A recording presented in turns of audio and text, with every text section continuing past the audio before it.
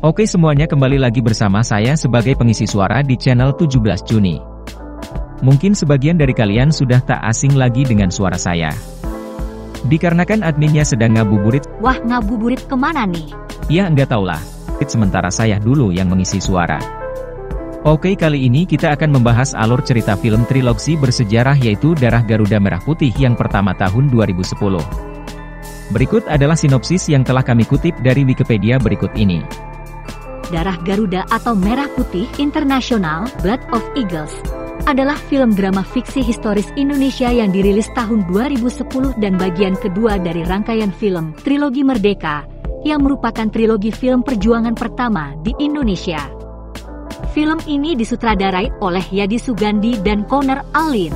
Film ini dibintangi antara lain oleh Lukman Sardi, Doni Alamsyah, Darius Sinathrya, Ariel Bayu, Teku Rifnu Wikana, Rahayu Saraswati, Rudi Wowor, Astri Nurdin, Alex Komang, dan Aldi Zulfikar. Darah Garuda sebagai lanjutan dari film Merah Putih yang diproduksi oleh Kolaborasi Media Desa Indonesia, milik Hasyim Joyo Hadikusumo dan Rumah Produksi Film Internasional Margate House milik Rob Alin dan Jeremy Stewart. Latar cerita film ini diambil berdasarkan sejarah perjuangan kemerdekaan Indonesia pada tahun 1947 saat terjadinya peristiwa agresi militer Belanda pertama ke jantung pemerintahan Republik Indonesia di Jawa Tengah. Cerita film ini berputar di sekawanan karakter fiktif yang menjalin persahabatan sebagai kadet dan selamat dari pembantaian oleh tentara Belanda. Mereka kemudian berperang sebagai tentara gerilya di pedalaman dengan diwarnai konflik karena perbedaan sifat, status sosial, etnis, budaya, dan agama. Film ini adalah sebuah cerita mengenai sekelompok kadet heroik yang bergerilya di Pulau Jawa pada tahun 1947. Sekian, untuk lebih jelasnya klik link pada deskripsi di bawah video ini.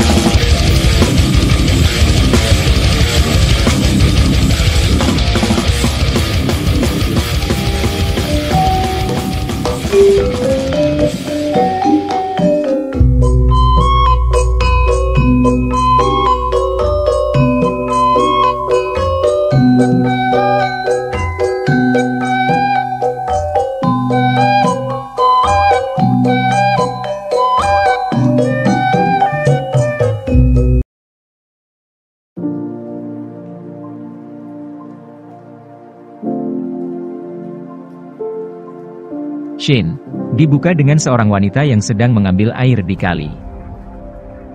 Namun, ia dikagetkan dengan kemunculannya pasukan tentara Belanda yang dipimpin Mayor Reimer. Ia adalah salah satu mayor Belanda yang cukup keji.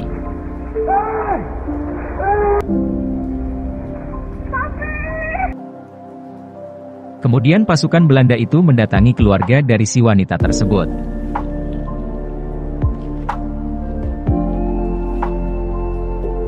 Entah apa alasannya pasukan Reimer langsung membantai mereka semua.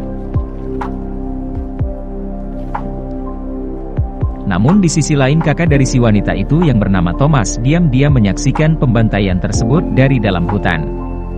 Singkat cerita, si Thomas pun mendatangi sekolah tentara rakyat. Dan disinilah cikal bakal keempat bersaudara terbentuk, yaitu Thomas, Dayan, Amir, dan Marius. Yang dimana di antara mereka mempunyai latar belakang yang berbeda-beda.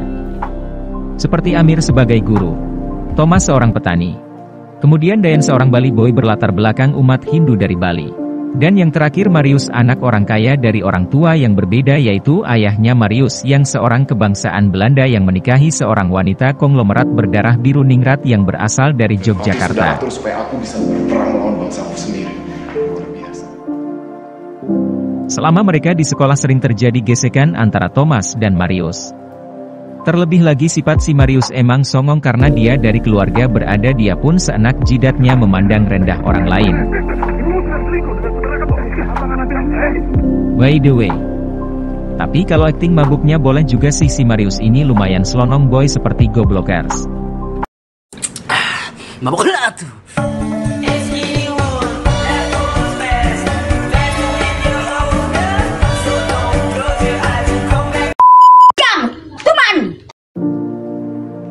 Hari ke hari mereka terus berlatih hingga pada suatu sore hari mereka pun mandi, namun ketika Thomas sedang mandi si Marius dengan sengaja ngambil kalungnya si Thomas.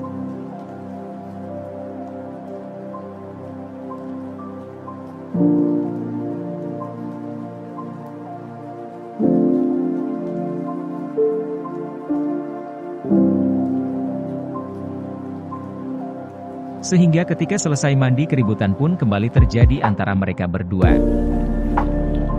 Bajingan!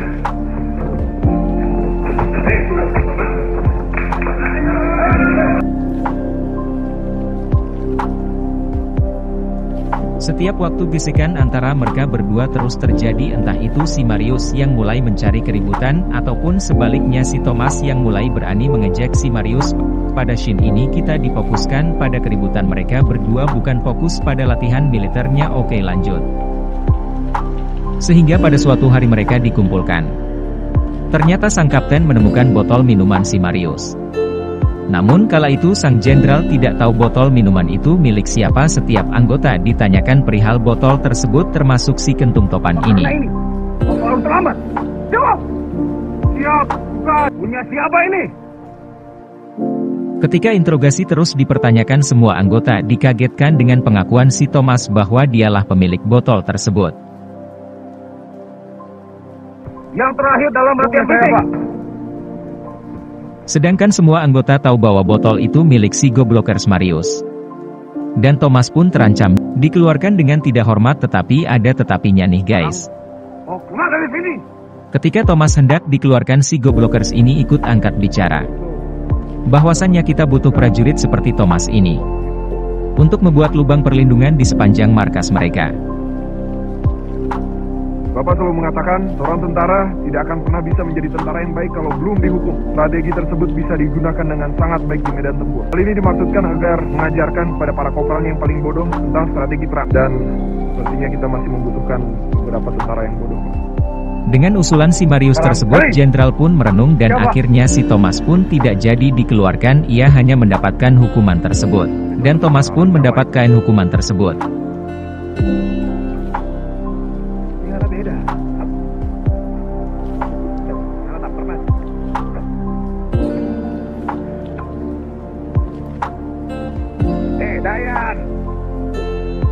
Ketika Thomas selesai membuat lubang tersebut, ia pun kembali ke mesnya. Lesas-lesuh Kay pun hilang. Ketika itu Thomas melihat kalungnya yang dulu sempat hilang kini telah kembali tepat di atas ranjangnya. Ternyata si Marius diam-diam mengembalikan kalung tersebut. Benih-benih perdamaian pun mulai terlihat. Ya iyalah, damai tentram ribut mulu kayak oknum. Oke, lanjut.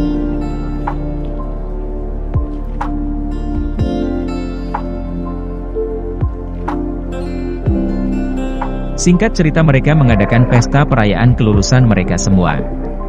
Pesta pun meriah, semakin malam suasana semakin asik, namun ada namunnya nih guys. Mas Amir, aku kangen. Babaturan aing nu gobloknya, nu mane teh goblok jelema gobloknya, mun mane teh ngayang ngamer, nyariosan nu anggur nu berebloknya, aing teh arek mabokna.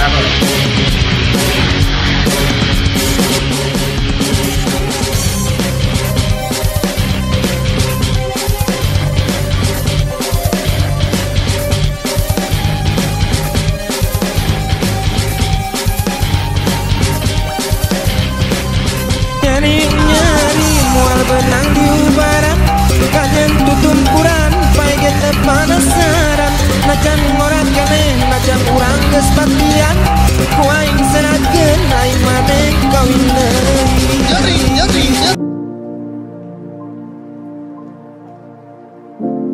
Meriahnya pesta kebahagiaannya mereka berubah menjadi tegang ketika beberapa granat mendarat tepat di tengah mereka. Akhirnya mereka sadar bahwa mereka sedang diserang oleh pasukan Belanda.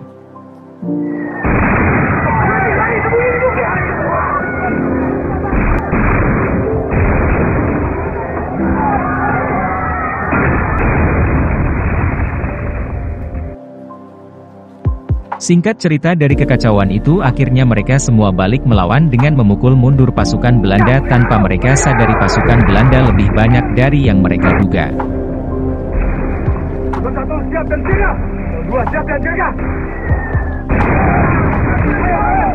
Dalam gelapnya malam mereka perlahan masuk ke dalam hutan. Entah hutan apa itu, beberapa suara senapan terus terdengar walau entah dari mana suara itu berasal. Oke, lanjut.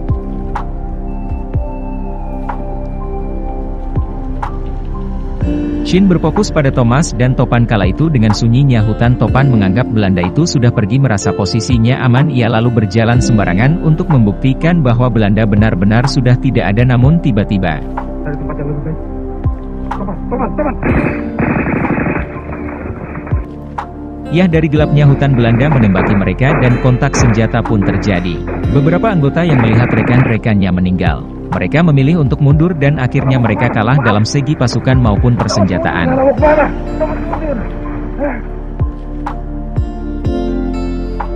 Kapten mereka pun juga sudah tewas. Kini Amir yang mempunyai pangkat letnan pun memerintahkan beberapa anggota untuk mundur.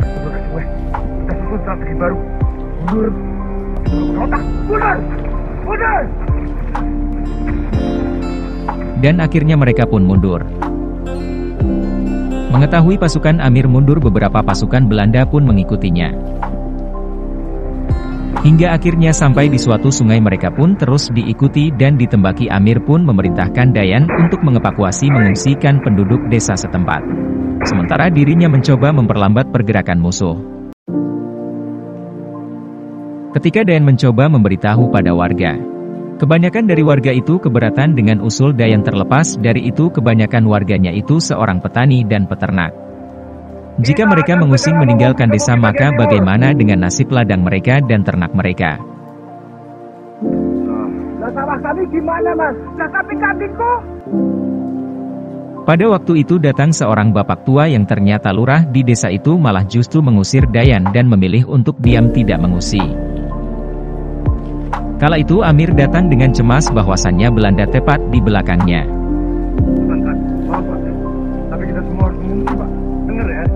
Dan benar saja, Anton pun tertembak. Amir dan yang lainnya pun memerintahkan anggotanya untuk pergi ke suatu tempat pertemuan. Lalu Amir sendiri pun pergi menjemput istrinya yang berada di desa sebelah.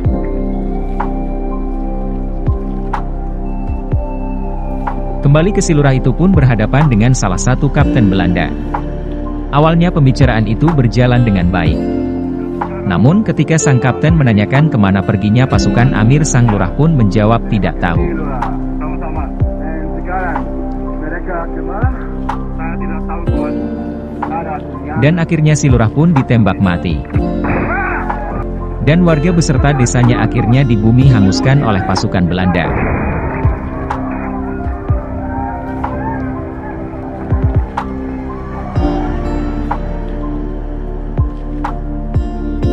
Shin kembali kepada Amir dan kawan-kawan. Terlihat Dayan sedang menasehati Amir yang sedang pesimis dengan keadaan mereka saat ini. Dan setelah itu Amir memutuskan beristirahat di dalam hutan tersebut dan menentukan kemana tujuan mereka selanjutnya pada esok hari. Yang lainnya istirahat. Kita berangkat dari. Dan esok hari pun tiba. Amir memutuskan untuk kembali ke desa itu untuk merekonstruksi pergerakan musuh dan mempersiapkan strategi penyerangan. Tanpa Amir sadari bahwa desa itu sudah dibumi hanguskan. Orang kirim mereka ke neraka. Ketika sampai di sana mereka terkejut melihat keadaan desa tersebut.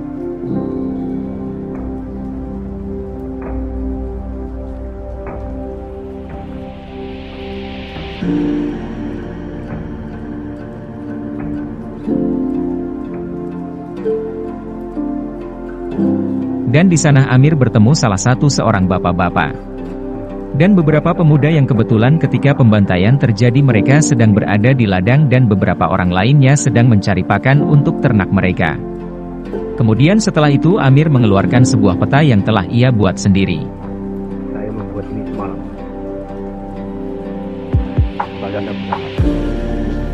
Kemudian Amir dan lainnya mencoba membuat strategi dan memperkirakan pergerakan Belanda selanjutnya. Setelah semuanya yakin dengan semua data yang telah terkumpul, akhirnya mereka menemukan titik yang pas untuk menyerang Belanda. Sudah pasti tujuan mereka adalah lautan. Strategi memecah belah dan menguasai. Lokasi yang paling tepat untuk menghentikan mereka di sini. Setelah itu mereka mempersiapkan tempat strategi bersama orang-orang desa itu. Mereka sangat bersemangat sekali. Terlebih mereka yang ditinggalkan keluarganya yang menjadi korban pembantaian. Anak-anak Bapak. Setelah semuanya siap siaga, beberapa waktu mereka menunggu. Rombongan Belanda pun datang dan mereka semuanya bersiap di posisinya masing-masing. Diawali penyerangan oleh si Thomas dengan menyamar bersama peternak kambing. Ia menaruh sebuah granat di salah satu mobil tangki dan mobil itu pun meledak menjadi tanda mulainya kontak senjata.